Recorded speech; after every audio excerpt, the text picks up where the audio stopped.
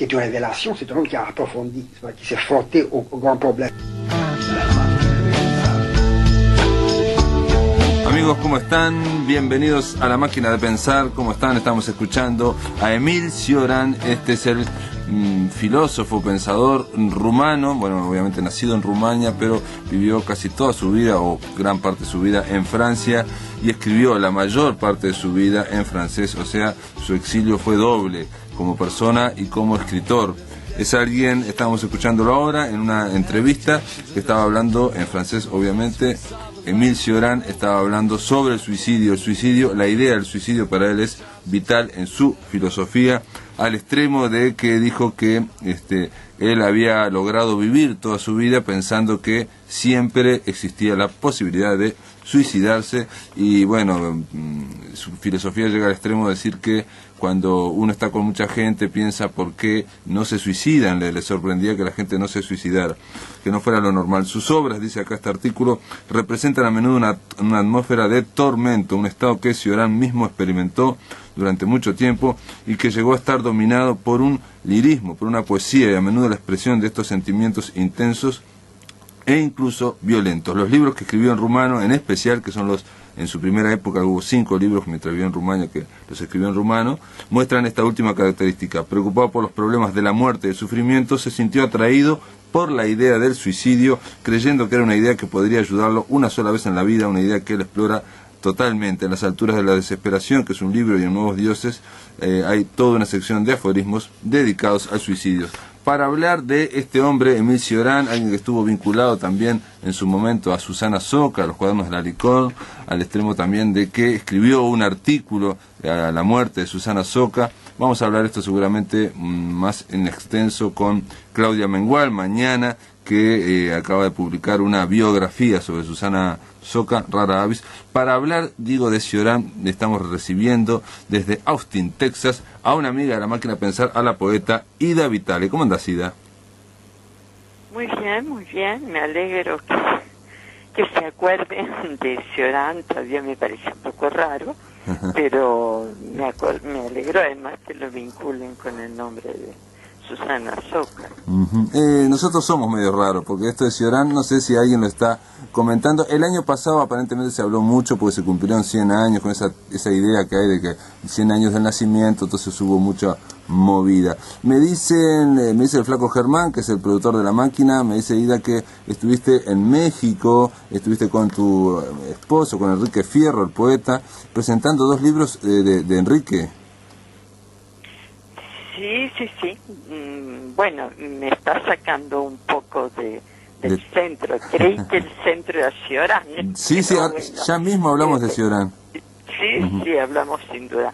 Sí, es verdad. Se presentaron 2 libros, uno del año pasado y otro del año pasado no lo habían presentado, y bajo un diluvio bastante respetable, porque todavía la lluvia no cumple con sus horarios, se prolongó un poco, y uno mío también, que es una reedición que acaba de salir, pero eso no fue presentado, simplemente los recogí y vi que estaban bastante decentemente que siguen en la lucha, o sea, aparecen de nuevo, está bien. El léxico era, ¿no? Sí.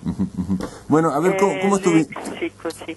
¿Cómo fue, Ida, si nos podés contar tu vínculo, tu digamos, contacto, tu relación con Émile Cioran? Yo sé que tradujiste... Ay, por Dios, a ver, ninguno. Me limité a leerlo desde siempre, y bueno, traduje, sí, un texto para los cuadernos de la Licón, claro, pero no ha pasado eso, no he tenido ninguna relación directa con Cioran, aunque la lectura es bastante directa y bastante señaladora, digamos. Quizá ni siguió a una lectura adolescente que no solo fue mía, sino creo que de muchos miembros de mi época, por no decir generación, de Nietzsche. Ah, claro. Creo que en el caso de Cioran hay sí una marcada influencia de Nietzsche, aunque sea una influencia de energía, guía espiritual, digamos, porque en el fondo en muchas cosas son muy opuestos. Digo, el quietismo, por decirlo de una manera, esa herencia de un pensamiento más o menos oriental, que es constante en Cioran, no fue del mismo signo en Nietzsche. Pero creo que sí que por lo pronto tengo que agradecerles a ustedes la ocasión de volver sobre Cioran, que es algo así como cada tanto darse el complemento de la vacuna contra el tétano. Hay que volver a Cioran, hay que releerlo, aunque digamos sea bastante sacudidor. No es un pensamiento apacible, aunque él proponga de alguna manera una cierta ataraxia, una cierta apacibilidad entre las muchas angustias del mundo, ¿no? Claro, claro. Pero eso del suicidio sí se marca mucho, pero en el caso de Cioran, bueno, lo primero que uno se plantea es que para ser un hombre que pensaba a menudo en el suicidio, yo diría más que en el suicidio, en la muerte, sí, que también sí considera la posibilidad o casi la obviedad de la idea del suicidio, pero en fin, pese a eso vivió bastante, escribió mucho, y ahora ustedes dicen que fueron los 100 años el año pasado. Sí, yo creí que había sido lo que el año pasado se comentó mucho fue que una cosa un poco grotesca, que a la muerte evidentemente no tenía herederos, había dejado toda su papelería ya donada o ubicada, pero el Estado francés había contratado a alguien para que limpiara el apartamento, es decir, para que quitara cortinas, supongo que diera una cantidad global por todo aquello que no era papelería, y ocurre que dentro de los armarios de la cocina encontraron 10 cuadernos inéditos de Cioran, manuscritos. Es decir, alguien que escribió mucho. Eso dio lugar a todo un escándalo porque, claro, esa persona pretendió venderlo al gobierno en $1.000.000 o algo así. Luego no sé qué habrá pasado. Yo me enteré por una rumana que estaba muy escandalizada, una mujer encantadora que era una química, se dedicaba también al cine, pero era la mucamo, la que atendía, o una de las que atendía, el comedor en Madrid, la residencia de estudiantes. Un día, cuando yo me estaba sirviendo el desayuno, vino y me dijo, ¿y qué opina de esto que han hecho con Cioran? Claro. Y yo me quedé un poco desconcertada, porque claro, en Cioran no descubría nuestro Cioran.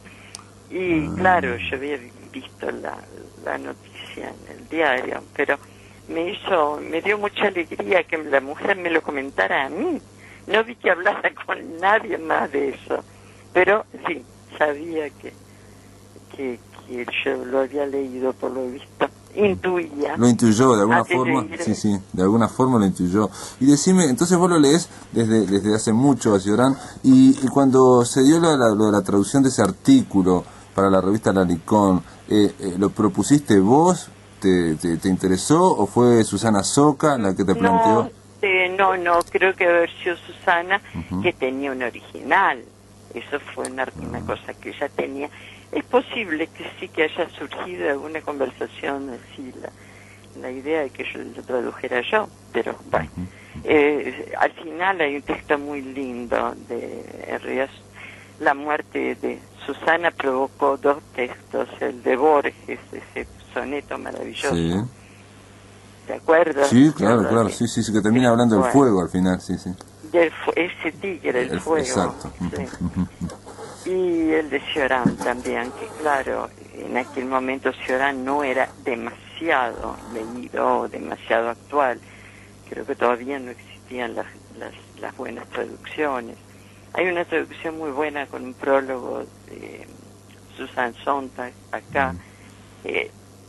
No sé si está todo traducido al inglés. Al final sí, obviamente circula, él escribía en francés y escribía un muy buen francés, a pesar de que,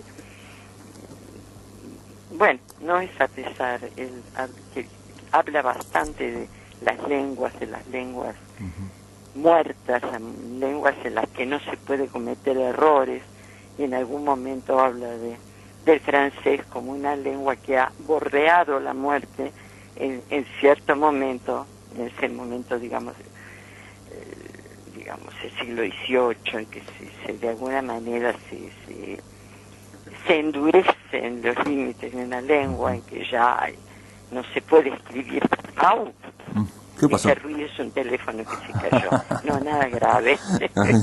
Es un pequeño No accidente. es el espíritu de Cioran que vino a intervenir. Vos sabés que nosotros esta semana, vos sabés que titulamos esta semana, para una forma de titularla, la lucidez del estilo, porque más allá del pensamiento de Cioran, algo que llama la atención es el estilo que tiene para escribir, ¿no? Es alguien que parece haber cincelado el francés, haber escrito y cuidado cada palabra como si fuera, no digo poesía, pero bueno, estaba ahí bordeando la poesía. Bueno, yo creo que más que cincelarlo, lo que ha hecho es claretearlo, porque justamente protesta contra ese punto en que la perfección del lenguaje puede importar más que lo que se dice. Claro. A Cioran siempre le va a importar más el golpe bajo que está dando a las posibles esperanzas. Creo que la palabra esperanza es algo que no está en su vocabulario, ¿no? Y bueno, sí. Ahora es curioso que, por ejemplo, muchas de las lucideces tremendas de Cioran, que suenan tan modernas, o tan modernas, o tan en el estilo de él, él de alguna manera se ha apoyado en textos bastante clásicos franceses. Por ejemplo, él ha leído sorprendentemente mucho a Madame du Deffand. Madame du Deffand es una señora, creo que tenía algún título además, que tiene un carpeo bastante largo con otra señora, la duquesa de Choiseul. Entre las dos son un modelo de lucidez. Y todo lo que Cioran puede señalar ahora en la sociedad actual, estas mujeres lo registraban de manera privadísima en su correspondencia. Pero recuerdo que hay un momento que una le dice a la otra, en medio de todas esas sutilezas y esa visión crítica, le dice que la desdicha quiere que el lúcido lo sea cada vez más. No hay modo de trampear o de retroceder.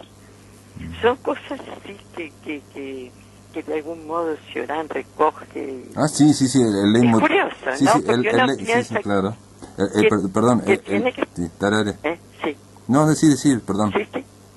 No, habla. No, que el leitmotiv, digamos, de Cioran es que precisamente una vez que uno ingresa en la lucidez, en el camino de la lucidez, se llega hasta el final, y que no todo el mundo puede ser lúcido hasta el final. Es más, piensa en un momento si convendría que toda la gente fuera lúcida hasta el final, no porque habría escándalos en las calles, canibalismo, asesinato, en fin, o sea, desesperación. Sí, él habla, eso no lo iba a citar, pero recuerdo que él habla bastante terrible, que basta echar una mirada a la multitud para sentir la tentación del crimen.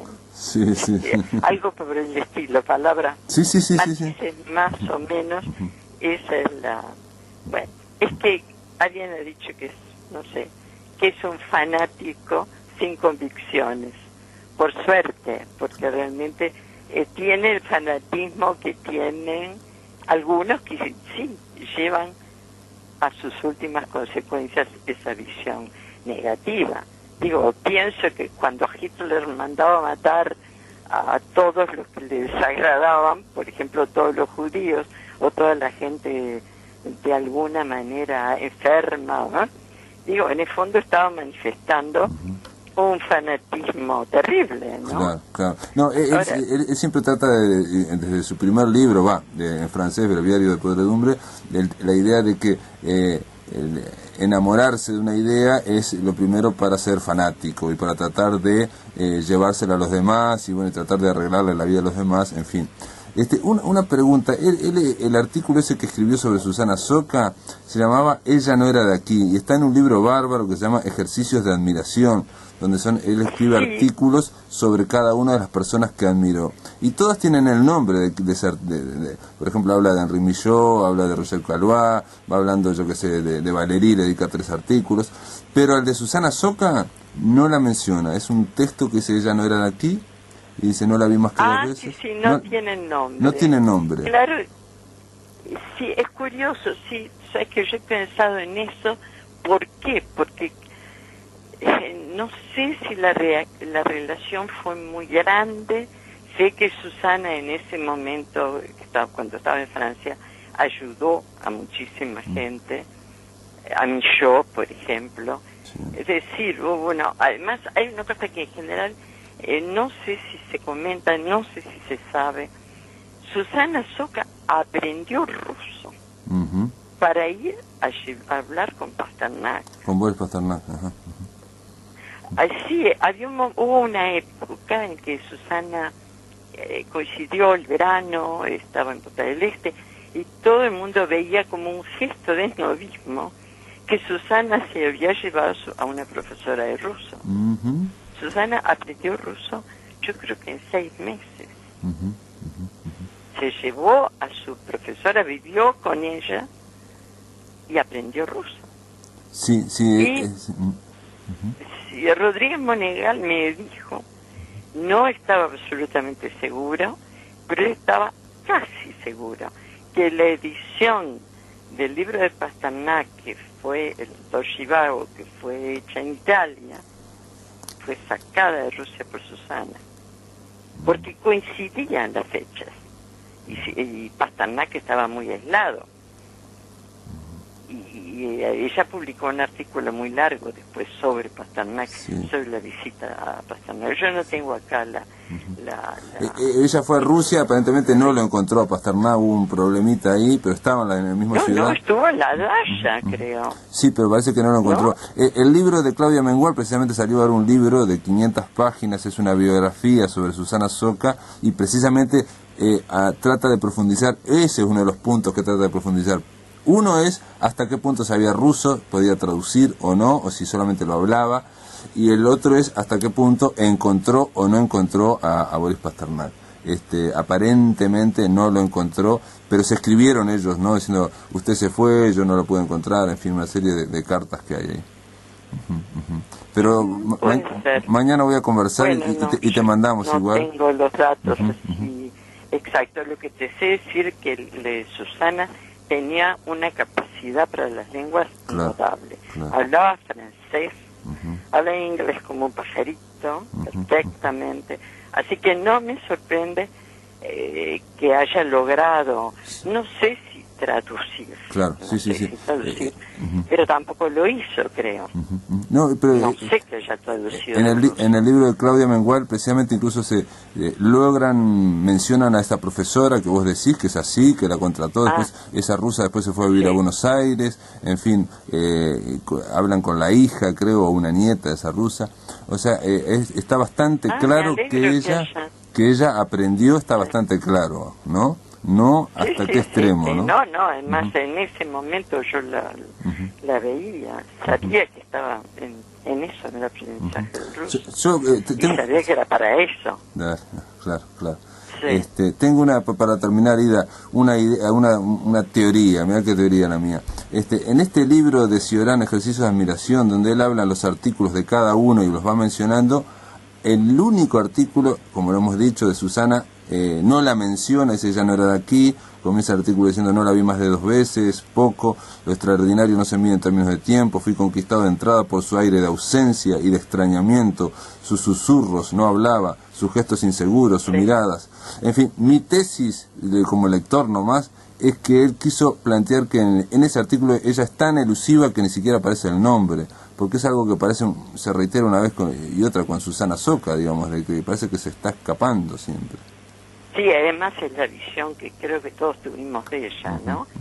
Que siempre estaba como con temor de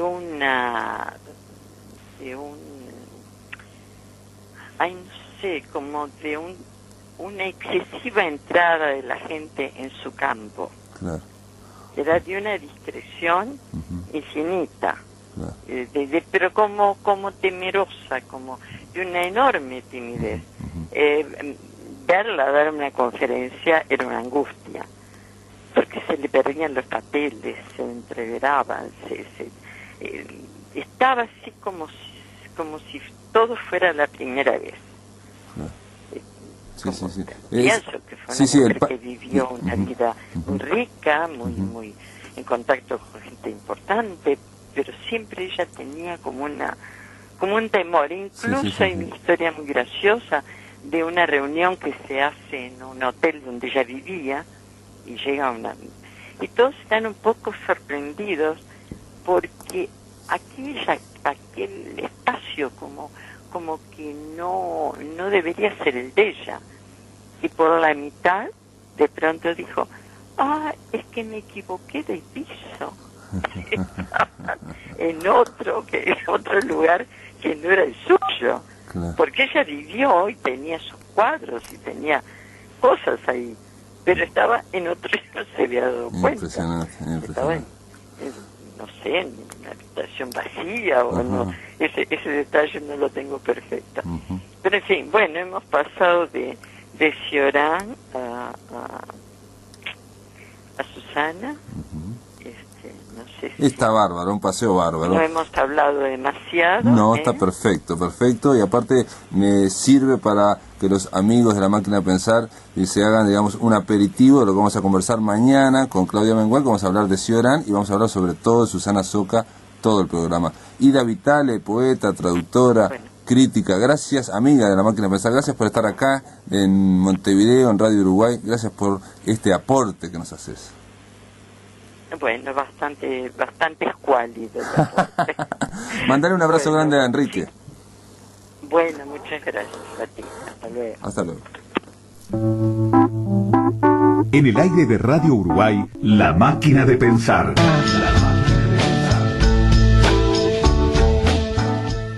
Ahora le vamos a dar la bienvenida a un poeta, un dramaturgo, un psicólogo. ¿Cómo andás, Andrés Caroberta? ¿Cómo andás, Pablo? Bien.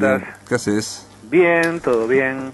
Mañana estamos en la feria, en el stand de los escritores. Tú estuviste en estos días. Bueno, vamos a estar Raquel, Diana, Miguel, Michel Cross y yo hablando justamente de dramaturgia. Ajá. En lo que sería el living de la Casa de los Escritores. El living de la casa, ajá. Exactamente. Van a conversar con el público que está ahí sobre dramaturgia. Sobre dramaturgia y bueno, va a estar Walter Rey también y otros actores. Que bueno, Walter tuve el privilegio de tenerlo en SADE, el Divino Marqués, hablando justamente con el público de qué se trata, si los dramaturgos somos o no escritores, todo un tema. Sí, obviamente que son escritores, pero... Sí, pero algunos escritores dicen que no. No, pero por alguna razón, digamos que claro, se trata de una escritura especial, pero sin duda que son escritores. Pero por supuesto. Y en general no se editan libros, esos son escritores sin libros porque la representación sería el libro. Yo me acuerdo que una vez, hace muchos años, cuando fui a GADU a presentar un libro, a registrar un libro, un empleado me dijo, mire, si usted quiere hacerse conocer, escriba teatro. Ah, ¿sí? Sí. Impresionante. Impresionante, realmente. No, y aparte yo supongo, Andrés, porque bueno, eso vos como con tu experiencia, digamos, como dramaturgo, que el teatro, el accionar, la industria que tiene alrededor, el proceso, todo eso lleva a es algo muy colectivo, y la escritura literaria es algo muy solitario. Ah, totalmente de acuerdo, completamente de acuerdo. Cuando yo veo cómo crece la obra, cómo se desprende de mí, cómo se transforma, cómo dejo de ser yo su autor, a mí me maravilla, me emociona realmente cuando puedo ver, luego de un tiempo largo de ensayos, por ejemplo, que es lo que el público se pierde, que es la parte más rica, cómo aparece en escena un producto que ya no es mío. Realmente me emociono hasta las lágrimas, ¿no? No, y como que, digamos, eso que vos escribiste de alguna forma es inyectado con una energía que se va digamos, no es que lo va cambiando, lo va desarrollando, ¿no? Absolutamente, porque aparte la magia está en que quienes participan de ella creen en el producto, y entonces ponen todo su sabor, todos sus sentimientos, ¿no? Si el actor, si los técnicos no creen en esto, queda la obra vacía. Y lo que yo te decía de la industria también del teatro es que el teatro funciona en torno a que si hay público, si no hay público no funciona, o sea que tiene unas leyes bastante claras en cuanto a su industria. No así ocurre con la literatura en Uruguay, que ya sabemos que los poetas lo saben, son los que mejor lo saben, ¿no? Que editan libros, se pagan el libro, regalan los libros, eso es una inversión en todo caso, pero no se aplican las leyes del mercado. Y los narradores casi diría que lo mismo también, o sea, nadie que pasa 2 años escribiendo una novela sabe que sabe desde ya que no va a ganar, no se le va a pagar esos 2 años de trabajo en la venta de los libros, ¿no? Pero Pablo, tú conoces, y yo también conozco gente que apuesta de su jubilación o apuesta de un préstamo como para editar un libro que luego se reparte entre amigos. Es decir, bueno, es el deleite, el placer de poder presentar algo que es de uno, pero que no tiene el apoyo editorial, evidentemente, ¿no? No, digo que esa industria del teatro, y un poco terminamos ahí, esa industria del teatro también le da otro cariz a la escritura dramatúrgica, ¿no? Le da otra vía, le da otra industrialización, otro contacto con los lectores, en fin, es lo que hace... que por eso vos al principio de esta charla decías, hay algunos que creen que los dramaturgos no son escritores, es que son escritores muy particulares. Sí, tiene la contra de la finitud, es demasiado efímero el teatro, y cada vez más, de acuerdo al poco público, de acuerdo al costo que tiene llevar una obra a escena, y entonces es muy finito el tiempo de presentación, ¿no? Así que un libro, bueno, es un libro que uno puede recurrir a él tantas veces quiera, o una película, por ejemplo, ¿no?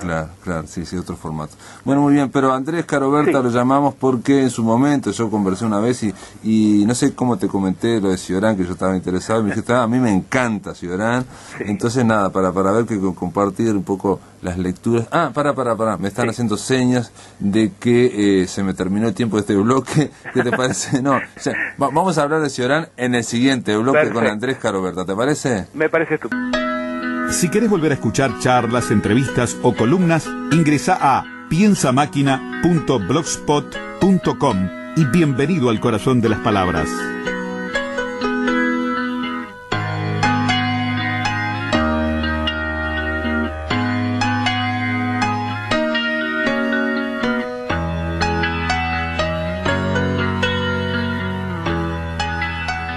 Amigos, continuamos aquí en La Máquina de Pensar, estamos conversando con Andrés Caroberta. Antes quiero decirles que vamos a regalar un libro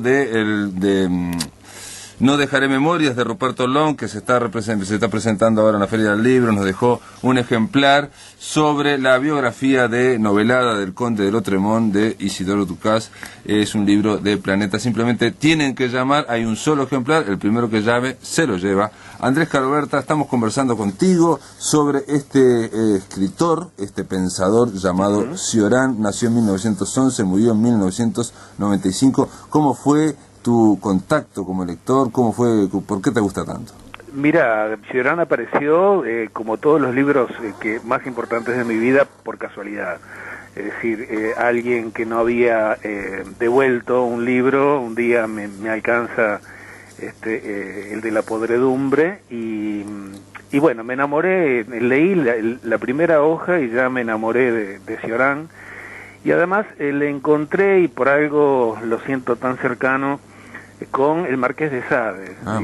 Digo, yo creo que son dos personajes que se retroalimentan entre sí, son individuos que dejan la huella, individuos, por ejemplo, digo, yo encuentro parecidos en que los dos son herejes, los dos son provocadores, antiprofetas, fanáticos, aristócratas.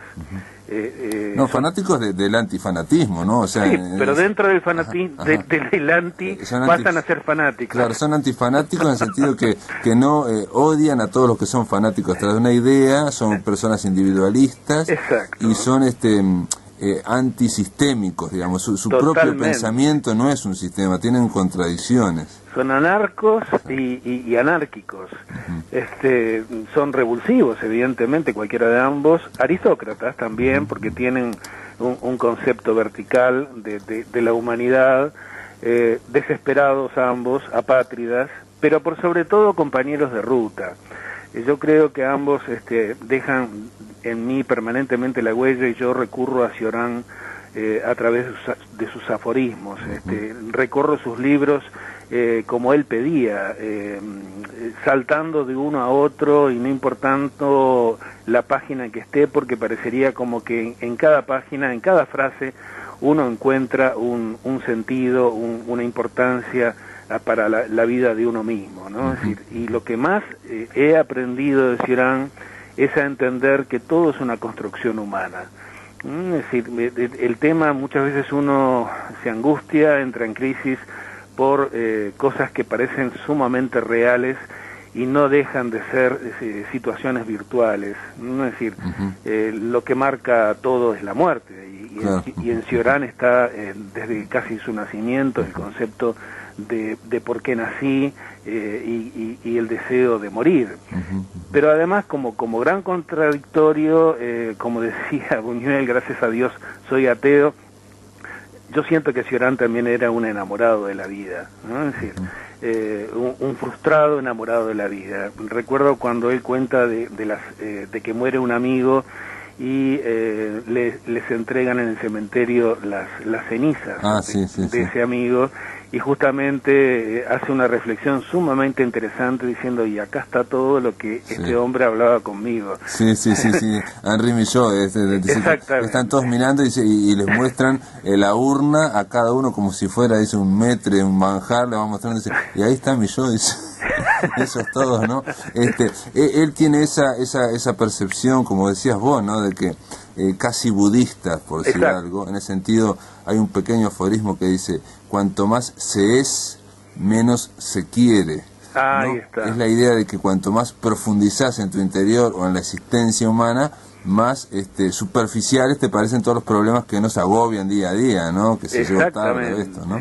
Y además es un gran crítico justamente a ese ser humano que somos a veces engalonados, lleno de pavos reales, lleno de colores, y nos descarna y nos ubica, yo creo que en el sentido último de que somos un punto en el universo y nada más, ¿no? Es decir, hay frases notables. Por ejemplo, había una que a mí me gusta mucho que dice, pero un poquito, lo tengo por acá, porque quiero leerla. Los pensadores expresan de ordinario su locura en sus obras y reservan su sensatez para sus relaciones con los demás. Serán siempre más inmoderados y despiadados cuando combatan una teoría que cuando se dirijan a un amigo o a un conocido. El diálogo a solas con la idea incita al desvarío, anula el juicio y produce la ilusión de la omnipotencia. En realidad, el enfrentamiento con una idea desequilibra, priva el espíritu de su seguridad y al orgullo de su calma. Digo, si uno empieza a masticar esto, tiene para todo un día. Sí, te dispara muchas cosas. Él ahí en ese texto, porque yo lo leí también justo ayer y lo subrayé increíblemente, él lo que quería decir, menciona a Nietzsche, que le gustaba mucho Claro. a Nietzsche, diciendo que uno lee la filosofía y Nietzsche parece un superhombre, una cosa brutal, pero Claro. lee la correspondencia y Nietzsche está preocupado por las deudas, tiene enfermedad, tiene tos, no sé qué, es un tipo mucho más humano, mucho más... Y así era Nietzsche, ¿no? Como en la filosofía. Pero además, Pablo, lo podemos ver en cada uno de nosotros también. Claro, Yo claro. me siento identificado cuando dice, el pensador que emborró en una página sin destinatario se siente árbitro del mundo. Por el Claro. contrario, cuando escribe cartas, habla de sus proyectos, de sus debilidades, de sus fracasos, y atenúa las exageraciones de sus libros y descansa de sus excesos. Es maravilloso. Sí, sí, sí, sí. Aparte se está hablando de él mismo también, Ah, porque él absolutamente. escribe así, y es una forma contradictoria, pero no es contradictoria en realidad, de decir, miren que yo digo tal cosa y soy exagerado, por ejemplo, una frase, te voy a leer acá, dice, que tiene que ver esta frase con precisamente algo que te va a interesar a vos. Sí. Dice así la frase. Esto es un artículo, ¿no? Pero voy a leer la frase. Solo se es libre cuando se vive como si no se hubiera nacido, como si en la hipótesis de una elección anterior a la existencia hubiéramos dicho un no inequívoco. Cuando nos hemos convencido del desastre que representa el nacimiento, toda espera es una espera sin objeto. Y él agarra ahí y pone una cita. El fin está en el comienzo y sin embargo continuamos. Dice Ham en una obra de Samuel Beckett. Es maravilloso, es maravilloso. Pero uno lee eso y es una cosa terrible, ¿no? Es terrible, terrible. es terriblemente maravilloso. Es decir, en todo hombre dormita un profeta, dice, y cuando se despierta hay un poco más de mal en el mundo. Eso es maravilloso. O dice, o esta, por ejemplo, el nacimiento no es el signo de la decadencia, sino la decadencia misma. O sea, que nacés y empezás a decaer. Impresionante. Es una de esas frases terribles. Y él le está mencionando acá al personaje de Samuel Beckett. Otro personaje le dice al padre, canalla, ¿por qué me has hecho? Bueno, y en el brevario, por ejemplo, el fanático es incorruptible. Si mata por una idea, puede igualmente hacerse matar por ella. En los dos casos, tirano o mártir es un monstruo.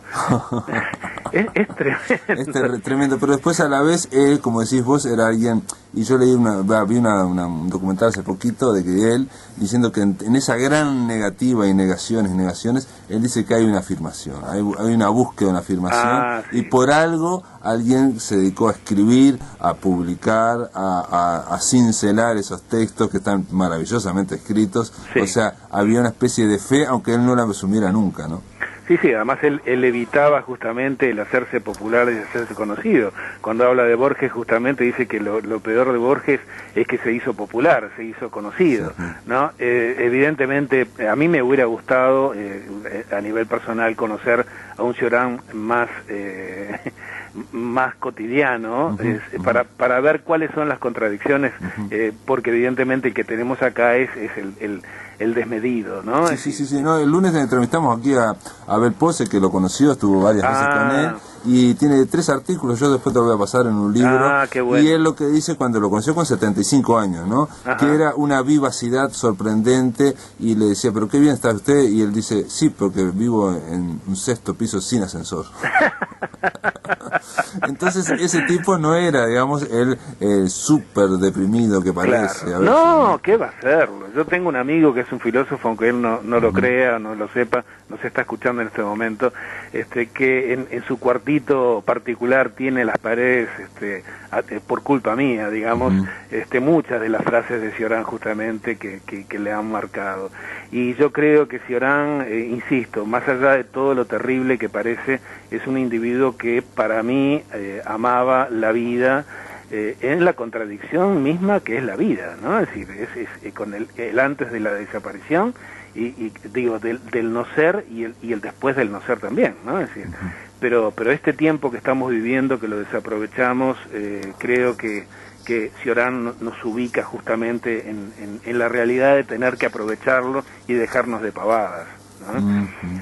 Creo que ese es el gran mensaje de un Cioran que además cerca del final va diciendo de que se le quemaron las ideas, de que evidentemente puso demasiados pensamientos en sus libros y en sus escrituras y en sus cuadernos, y que muere además con Alzheimer, todo un si tú querés, un castigo a un hombre que pensó demasiado, ¿no? Sí, bueno, ahí aparece como que esa nada que él veía avanzando, y digamos, sobre todo el mundo, esa decadencia de la civilización, del hombre. Llega a decir muchas veces que el hombre fue un intento y un intento fallido, o que el hombre salió mal. Hay que ver cuál va a ser el próximo animal que va a ocuparle el centro de la escena, por ejemplo, ¿no? Si será tan loco como este. Claro. O sea, él hace una crítica brutal a la civilización. Y ese avance, digamos, sorprendentemente parece que lo tomó él, digamos, ese avance de la nada. Él en un momento dice que caemos en el tiempo, él obsesionaba el tiempo, el hastío dice, no es que el tiempo pase, el hastío es cuando el tiempo no pasa. Cuando uno es consciente del tiempo y no pasa y no lo podemos matar y somos conscientes de cada instante. Y dice esta frase, el espectáculo de la caída en el tiempo, ¿no? Es más impresionante que el de la muerte. Todos los seres, todos los animales mueren, solo el hombre está llamado a caer. Es impresionante, es impresionante.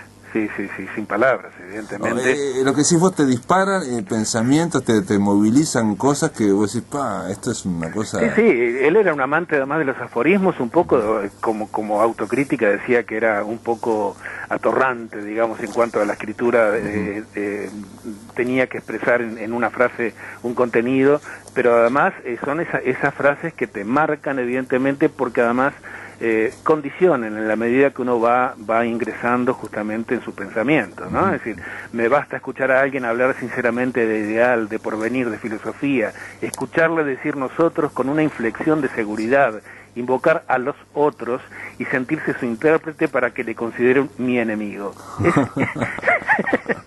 Sí. Veo en él un tirano fallido, casi un verdugo, tan odioso como los tiranos y verdugos de gran clase. Ahora, por ejemplo, en cuanto a Dios, y esto ya se nos terminó el programa, Andrés, sí.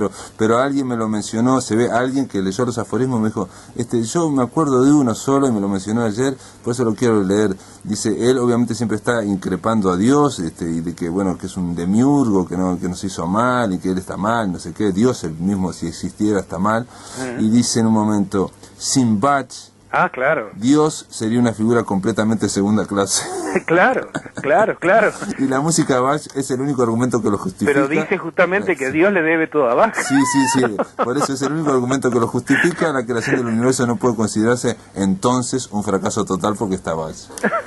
Impresionante. Un gran admirador de ese músico. Sí, a mí me hace también un detalle que no lo he dicho durante la semana, me da un poco de vergüenza, pero tenemos a mi confianza con Andrés, de que yo lo leo y ¿sabes qué me produce? A mí me produce una carcajada, o sea, es tan exagerado a veces, tan exagerado que ¿viste?